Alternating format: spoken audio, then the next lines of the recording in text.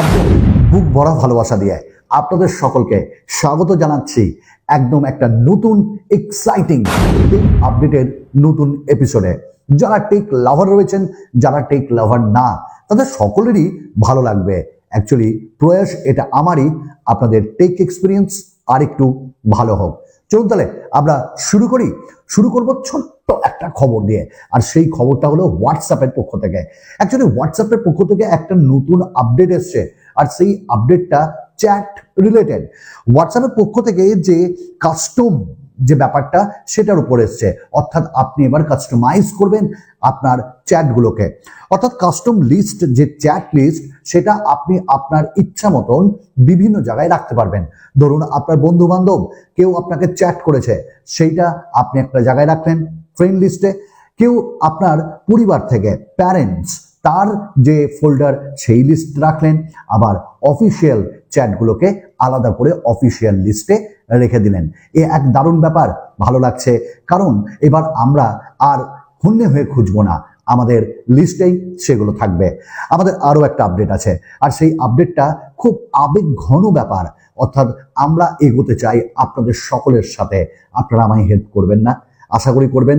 তাই এই ভিডিওতে আপনার লাইকটা আমি দেখতে চাই আপনাদের, এবং কোথাও ভালো লাগলে ভিডিও অবশ্যই আমাদের পরিবারের সদস্য হতে পারেন।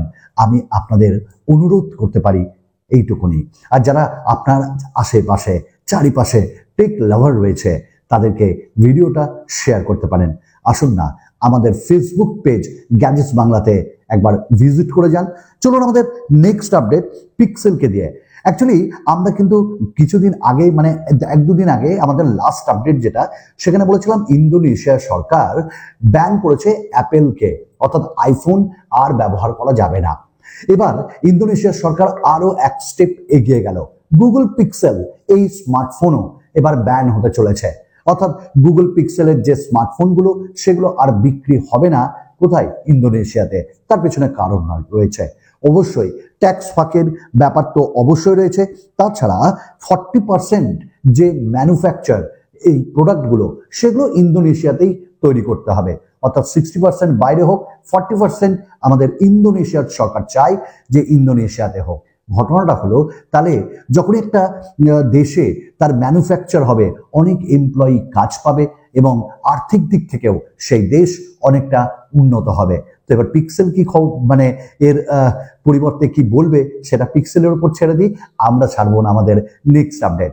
আর সেই নেক্সট আপডেটটা অ্যাপেলকে দিয়ে। অ্যাপেলের এআই, আর্টিফিশিয়াল ইন্টেলিজেন্স, আমরা প্রত্যেকেই জানি টুক টুক টুক টুক করে সব ফোনে আসতে চলেছে, এবং অনেকে পেয়েও গেছেন iOS 18 সাথে। এবং এই স্মার্টফোনটাই যে রোল আউট, সেটা কিন্তু আরম্ভ হয়ে গেছে iOS 18 এবং এই iOS 18 বিভিন্ন রকম ফিচার্স দেওয়া হয়েছে। তবে সব ব্র্যান্ড বা সব ফোনের মডেলে কিন্তু এক না, কোথাও বেশি কোথাও কম। আমরা ইউজ করছি আইফোন 14। আমরা খুব তাড়াতাড়ি নিয়ে আসবো এই iOS 18 উপর এআই এর টেকনোলজির ভিডিও, আপনারা অবশ্যই মিস করবেন না। চলুন আমরা নেক্সট যে আপডেট অ্যাপলের পক্ষ থেকে, সেটাও মিস করব না। আর সেটা হলো আইফোন SE 4 কে নিয়ে। এবং আইফোন SE 4 এবং ম্যাক মিনি যেটা, সেটা লঞ্চ হয়ে গেছে। এবং সত্যি করে বলছি, আইফোন SE 4 আসছে একদম বাজেটে। এবার বাজেট মানে কত হতে পারে? 50,000 টাকা। কিন্তু অফারে 50,000 টাকার নিচে আসবে। আপনারা প্রত্যেকেই জানেন 6.1 ইঞ্চেসের যে চিপসেট এবং বায়োনিক A সিরিজের চিপসেট, এইগুলো থাকবে, এবং 6.1 ইঞ্চেসের ডিসপ্লে।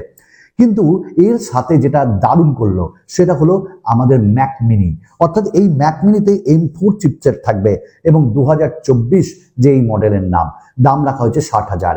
এবং কোথাও না কোথাও আমার মনে হয়েছে যে যারা আপনারা উইন্ডোজ বা যারা আপনারা ল্যাপটপ ইউজ করেন, কোথাও না কোথাও এটা অনেক বেটার ভ্যালু ফর মানি আপনাদের প্রোভাইড করছে, কারণ খুব পাওয়ারফুল।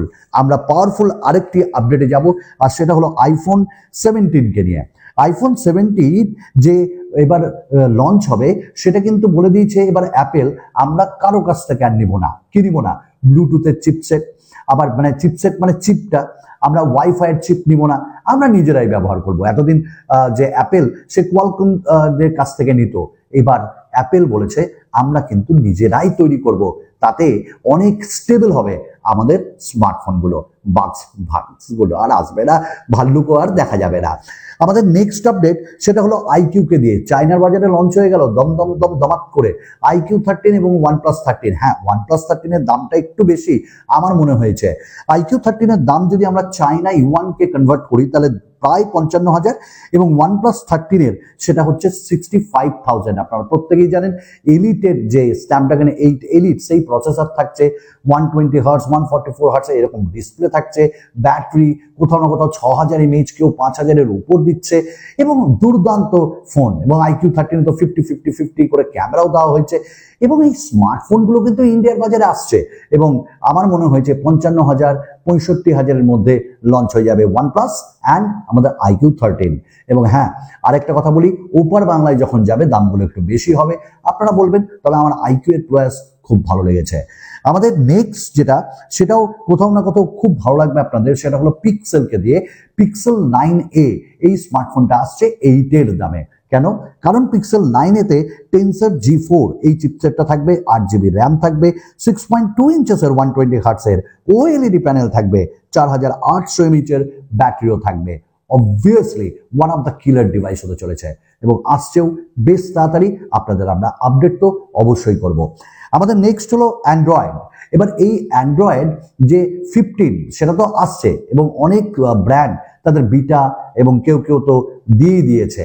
এইবার এই আইফোন মানে আমাদের অ্যান্ড্রয়েড 15-এ যে আপডেট সেগুলো খুব ভালো হচ্ছে এবং ফিচার্সও দিচ্ছে, কিন্তু ভালো কথা অ্যান্ড্রয়েড 16 যেটা সেটা আরো তাড়াতাড়ি আসবে কম্পেয়ার টু অ্যান্ড্রয়েড 15। ফিচার্স তো বেশি থাকবেই এবং আমরা মে জুন মাস নাগাদ 2025 সালে পেয়ে যাব আমাদের স্মার্টফোনগুলোর উপর অ্যান্ড্রয়েড 16।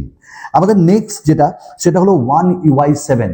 ইয়েস, One UI 7-এ নতুন নতুন ফিচার্স করা হয়েছে, দেওয়া হচ্ছে এবং লিকস এসছে One UI যে 7 তার যে আপনারা প্যানেলটাকে নামাবেন সেখানে কিন্তু লেআউট দেখা যাচ্ছে পুরোপুরি আইফোনের কপি, অর্থাৎ iOS এর কপি।